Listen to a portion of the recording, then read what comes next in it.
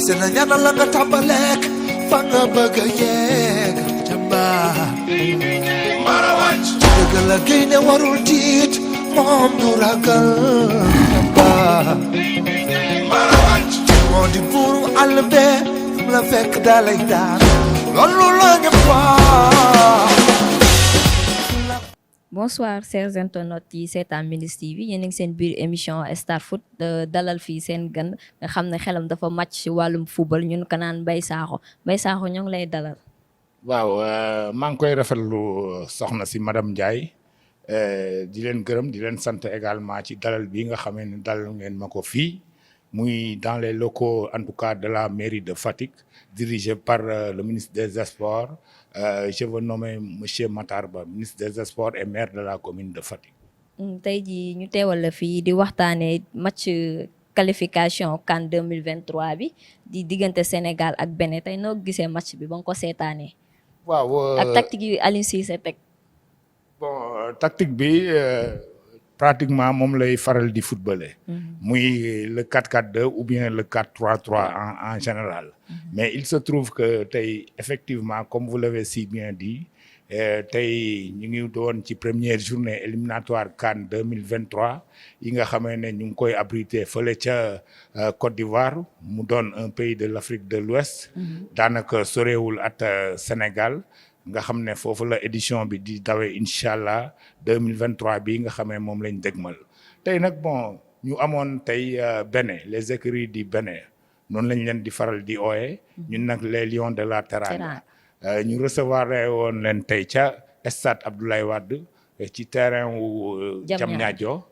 effectivement ni nga ko waxee noonu la demee mais il se trouve que malheureusement pour en tout cas les lions de la Teranga parce que l'opposition était très faible. C'est la raison pour laquelle tey on pouvait dire que y avait pas pratiquement match li fa am mooy le Sénégal a scoré parce que simplement les forces ne se valent pas. C'est la raison pour laquelle ñu yóbbu leen 3-1. Même un boobu nga xam ne ñoom am nañ ko lu mënoon a ñàkk la bu fekkoonte ne farlu nañ ci. D'autant plus que Sénégal également mënoon na door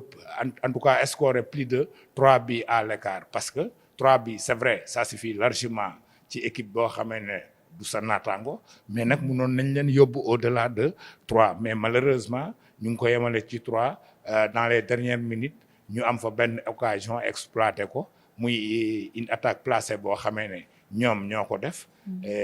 ci biir loolu ñu réduire le score boo seetloo sax bu baax a baax ñoom bi ñu dugalee benn pratiquement ñi nga xamee déplacé woon nañ vers stade Abdoulaye Wade doon seetaan si les écuries maanaam les Béninois ak ñi àndoon ak ñoom la plupart d'entre eux en tout cas ñu ngi alboré woon ay maillot yu Bénin muy jaune yi boo seetloo ñu ngi jubilé parce que gëmuñu woon ne ku ci mel ni Edouard Mendy ñoom waroon nañ ko mun a dugal bit kon buñ dugalee bii rek c'est comme si en tout cas ñoom dañoo départagé wu sur un nil boo xamee ñoom at Sénégal la alors que au bout du compte Sénégal moom moo am 3 points en tout cas ci match bi ba pare amaale 2 buts de plus maanaam plus 2 parce que dafa encaissé fait benn dugal 3. dëgg la ñu gis première bi Sadio Mané moo ko dóor muy penalty ñu gis ne bu njëkk du la doon dóor penalty mais léegi Sadio Mané dafa mel ne dafa ñemee penalty yi. waaw dafa ñemee penalty yi foofu dinañ ci teg tuuti loxo baaraam comme niñ koy waxee parce que li tax ñu ciy teg baaraam mooy Sadio Mané effectivement c'est le en tout cas meneur de jeu de l'équipe nationale c'est un espoir de tout un peuple lu demee ni ki Sénégal yëpp quand l'équipe nationale joue quel que soit son adversaire du jour ñoom pour ñoom Sadio Mané war na mun a def la différence en tout cas espoir loolu lay jëriñ te yaakaar dafa fort ba tax na bu fekkente ne Sénégal dans son ensemble pour ne pas exagérer boo jëlee les 90% des Sénégalais yaakaar nañ ne Sénégal buy fubal Sadio Mané di fubal quelle que soit l'adversité ak quel que soit l'adversaire du jour Sénégal war na mun a gagner loolu nag yaakaar la te it doomu aadama bi surtout jullit yaakaar lay dundee mais j'avoue que man je me mets à la place de comment dirais-je Aliou Cissé man duma ko confier les coups de pied de réparation parce que généralement du koy faral di réussir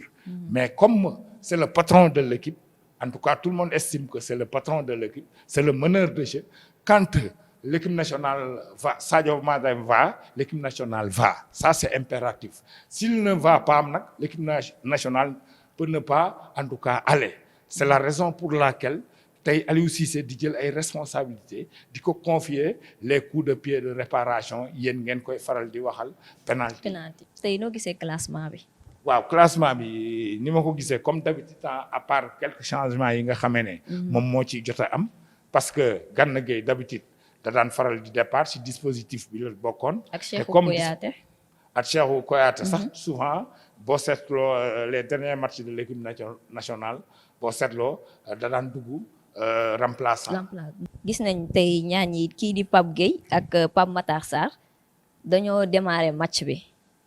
ñu gis ñu def lu doy waar ci terrain bi foog lu ñu leen foogeewul woon tey lan ngay wax lu tax Pape Matar Sarr ak Pape Gueye. waaw loolu choix wu entraîneur la. parce que xam nga Aliou Cissé dafa signer un contrat avec les Sénégalais xam nga c'est un Sénégalais de bon teint ko kenn warante wu ko. Mais mu retourner encore mouiller le maillot de l'équipe nationale vers les années 2002 avec la bande à El Hadji Diouf, Kalidou Fadiga, Pape Malick Diop, Moussa Ndiaye, vous voyez Omar Daf, les Ferdinand Coly, comment dirais-je encore. Mun ngeen ma rafraîchir la mémoire. Hein? Tony Silva et tant d'autres. ñooñu bande boobu noonu amul muñ séduirewul réew mi sur le plan footballistique surtout nag en 2002 vous vous rappelez bu fekkente ne bu fekkoon na nga gane àdduna boobu tout tànk nga parce que li wóor ba wóor fajar gi la nit ñi daan yeewu di seetaan ci match yi ma mooy mel ni encore démb kon ñooñu tey bu fekkente ne daf cee am koo xam dafa mouiller le maillot doon finaliste de la Coupe d'Afrique des Nations waroon ko remporter à Bamako au Mali malheureusement ñu perdre ko à l'épreuve des tirs de séance de séance de tir au but devant le Cameroun bu ma juumul léegi moom mu amaat seconde chance tey équipe nationale bon mu brûler étape yi def ay cours entraîneur am ay diplôme am équipe nationale ñu confier ko tey mu ñëw tey ba jël Coupe d'Afrique des Nations doonoon finaliste l'édition précédente avant ñu koy jël nii tey bu fekkente ne moom dafa ñëw def choix am xool ne kat mu ngi commencer di liggéey at boy di démarcher ay binationaux di démarcher les talents cachés tey ba xool ne kat paire boobu noonu wala trio boobu war na mun en tout cas andil équipe nationale dara parce que Pape Gueye c'est un gaucher de métier ba tax na souvent équipe dañ ciy soxla ay gaucher parce que li tax ñu leen ciy soxla moom moo ñuy permettre ñuy basculer tantôt à gauche tantôt ñu yóbbu à droite d'un flanc à un autre parce que dañuy am facilité boobu raison pour laquelle tey bu fekkente ne daf ko andi tegaale Pape Matar Sarr Pape Matar Sarr c'est un produit defe naa de Thiès du moins boog il est originaire de Thiès ñu andi ko man duma ci am lu may wax parce que qui choisit élimine mais je me mets à la place de Aliou Cissé je préfère mettre Gana Gueye comme la machine était déjà huilée du jarati may andi Pape Matar Sarr di ko jox sa chance mais néanmoins noonu la parce que boo seetloo aussi tey confrontation bi am entre les écuries du Bénin et celle en tout cas de notre équipe nationale qui nous est d'ailleurs très chère muy les Lions de la Teranga boo xoolee 50-50 la woon parce que du côté des écuries amoon nañ 10 rescapés mais également du côté de l'équipe nationale de notre pays amoon nañ 10 rescapés au total mu jox ñu 20 yooyu tey ñoom ñoo tasewaatoon kon moom bu fekkee ne dafa gis ne mu andi Pape Matar Sarr décalé ko un peu sur le côté droit andi Pape Gueye décalé ko sur le côté gauche ça peut nous rendre quand même en tout cas beaucoup plus facile pour en tout cas remporter les 3 points yi nga xam ne moom la ñuy wut d'ailleurs comme il l'a su réussi moom moo tax xam naa mu def ko mais nag comme li ma la wax rek je maintiens ma position bu doon man it benn lay doon rek parce que Idrissa Gana moom aussi xam na léegi ndoxtu yi bu baax a baax a baax parce que machine bi huilé na effectivement xam na compartiment terrain bi xam na ban moment la war a dem en tout cas il a gagné beaucoup d'expérience non seulement avec l'équipe nationale mais avec le club de son choix muy le Paris Saint-Germain bi nga xamee tout récemment. ñu gis ne tey Sadio Mané moo triplé moo nekk puis meilleur joueur de l'histoire équipe nationale devant Thierry Henry. Devant Thierry Henry. De l'histoire équipe nationale c'est relatif la question nga baal ma sama jarbaat nga sama soxna nga parce que Issa Ndiaye c'est quelqu'un boo xamee ne j'ai beaucoup d'estime pour lui je me rappelle bi nga xamee ne mu ngi woon ak man EGF man noonu doon président commission sportive EGF ay jaillissements yu mu doon def ay tacles glissés yoo xamee yu réguliers yoo xam arbitre bu mënu ci dara tey bu demee ba labat ba takk soxna xam naa ne lu bari ci moom wàññeeku na waaye comme yàlla def na yooyu ay soxnaam dama leen di ñaanal rek bon vent ba pare aussi yal ngeen ci am ay doom yoo xamee ne doomu réew mi lay doon réew mi doon seen réew ñu naan diwa ngeen ne di ñëw wala diw la ñuy teeru tey yàlla mën na ko yal na ko def bu loolu amee ngeen teg ci ay cheikh ba pare teg ci nag doom bu jigéen parce que jigéen dafay buggu faral di buggu doom bu jigéen pour revenir en tout cas ci li nga ma wax noonu daf di ne Sadio Mané defe naa moom nga ma laaj Sadio Mané mooy li ma la wax à l'entame de mes propos Sadio Mané c'est l'espoir de tout un peuple de toute une nation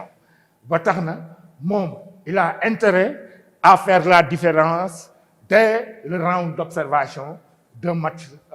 officiel d'une compétition officielle comme éliminatoire Coupe d'Afrique édition 2023 bii ñu nga xamee moom lañ dégmal ba tax na tey yàlla suñu borom ànd ak moom parce que xol la yàllay fay ak yéene te sénégalais yi comme li ma la wax 90% démb dama seetaan benn séquence mu xaw a daw sama yaram parce que dama ko gis télévision brièvement nii dama ko gis télévision mu mel ni en tout cas sa genre gi ak journalistes yi de profession dañ ko wër chroniqueurs yi laaj ko ndax il va quitter Liverpool mu ne leen di sénégalais yi bugg 70% la joxe mais moom peut-être sondage boobu ki ko jox en termes de pourcentage 70% yi da ko nax parce que Dieu mooy l'unanimité moom moo ko mun a def mais j'avoue que les 99,99% des sénégalais sont de tout cœur avec lui ba tax na tey nag du ñàkk ñu ko contre parce que bu ñëpp d'accord sax amaana moom du ko jik ba tax na dama koy ñaanal suñu borom lafal ko cat moom avec sa bande ak réew mi yëpp dans son ensemble y compris le parti au pouvoir et l'opposition xam nga ku ci mel ni man tey yàlla foot qui coule en tout cas dans mes veines ba tax na bu ma gisee quelqu'un boo xam da koy def quelqu'un qui sait manier le ballon rond di ko def dans les règles de l'art day mel ni day bokk ci li yokk samay fan ci li ma war a dund si bien que nag estimé naa dund en tout cas di ko ñaan suñu borom 120 ans ba tax na Sadio Mané dafa am intérêt pour dans les minutes qui suivent après le coup d'envoi donné par le trio arbitral maanaam le directeur de la rencontre muy arbitre central bi comme ni yéen ni ngeen koy waxee bu xësee joxe coup d'envoi 5 10 15 minutes Sénégal war na def la différence. suba ñoo ngi xaar lii di coupe d'Afrique bu ñuy wala recevoir fii ci Fatick tey ban gis-gis nga ci am wala yëg-yëg. waaw je ne fais que m'en réjouir. parce que sunu borom moom moo ko nammee mu andi ko ci magistère u Matar Ba parce que it foofu di nga ci fi teg tuuti loxo wax ci moom sax day xaw a jafe at man parce que c'est quelqu'un qui me connaît très bien. xam naa ne doomu aadama yi mun nañ ko interpréter neneen mais on a des relations particulières ba tax na tey moom bu fekkente ne c'est le premier en tout cas ministre des Sports à avoir remporté la Coupe d'Afrique des Nations pour son pays ñun ñi nga xamee ñun ñooy Fatickois moom mu doon un fils du terroir tey kon duñ def rek lu dul di ci sagu mais ànd ak mbégte boo xamee ne dafa jéggi daay tey moom jàppal ne moom Matar trophée continental bi nga xamee ne andil na ko le président de la république muy Macky Sall xol moom mooy gisee Macky Sall bi ma lay wax nii le président de tous les sénégalais fii moo secrétaire administratif defar na man sama licence au Lamtoro kon tey bu ñu demee moom tam mu doon un produit du mouvement associatif ba tey mu jël réew mi ci ngëm-ngëm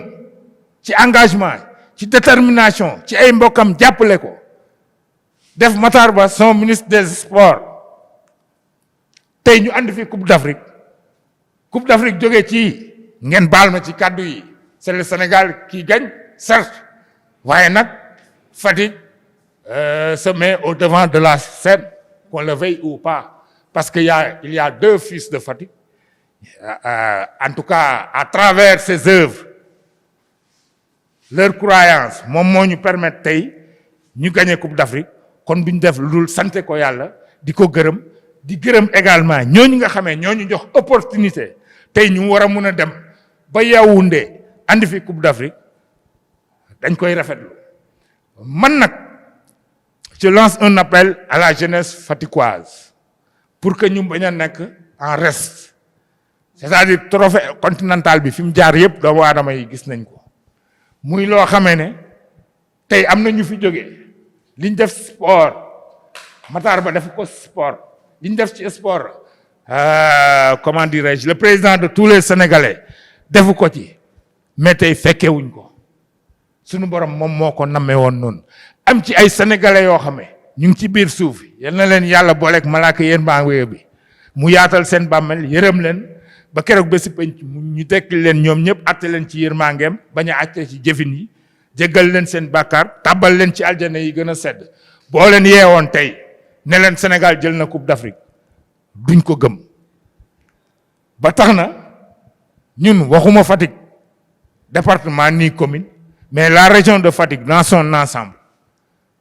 waroon nañ mun a ñëw soit jàmm ak salaam fekk si trophée continental bi nga xamee ne day peser ay kilos ci wàllu or te mosuñ ko teg bët ñu xam ne kat gane si na fii Sénégal Afrique de l'Ouest muy réew mi mujjee ci en tout cas Afrique de l'Ouest muy Sénégal mu wàcc nag Ndakaaru war a dox sillonner les 14 pays yi constitué réew mi bu waree yegg si nag ñun fii ci Fatick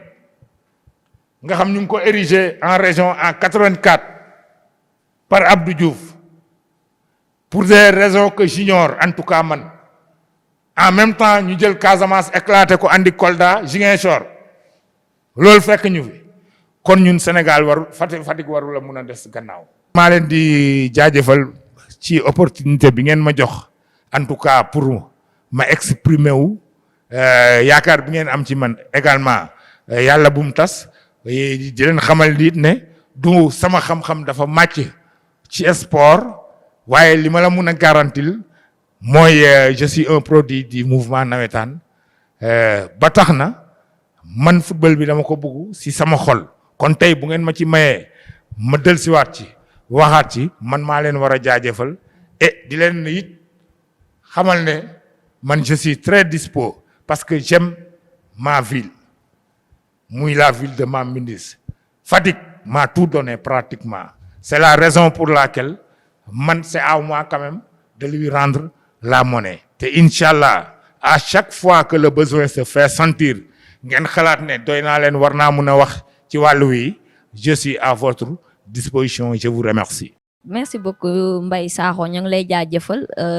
fii la woon fii la xewee ci biir Mindiss TV ak Star Foot merci beaucoup à la prochaine fois.